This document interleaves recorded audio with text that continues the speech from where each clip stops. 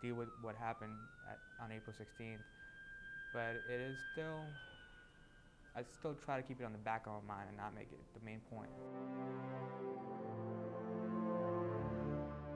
I just blame Cho for what happened, and I don't think anybody saw this coming. And he did a pretty good job planning.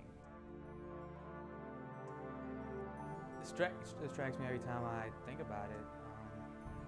I still think sometimes how certain events could have gone either way for things to change. Somebody could have gotten up in the morning, somebody could have caught him with the guns, went to the post office, and I just think about how one thing that he might have done wrong might have avoided everything.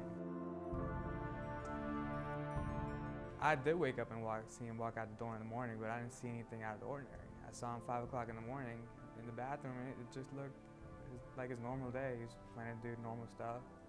And I was just thinking maybe if I would have done something that morning, talked to him, ticked him off, or just noticed something suspicious, everything could have been different. All that anger is definitely surprising. It's a little bit intimidating. Since that event, I've seen other things happen in other schools, and some people talk about how schools are now dangerous, but these events, you can't let these things stop you from having what the whole college experience is. You have to go there and experience, but stuff happens during the time, and some stuff is more serious than others. But I try not to affect my life.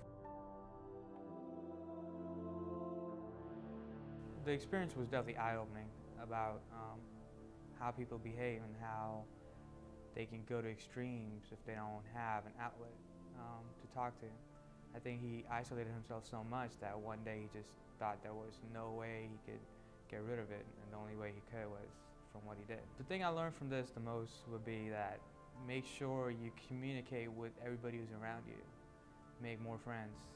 Don't just leave people alone when your first attempt or your second attempt to be that friend doesn't work out. Make sure you involve everybody who's around you in your life, even if it's in a small way. And maybe he did this because he was so isolated and felt that everybody was pushing him into a corner.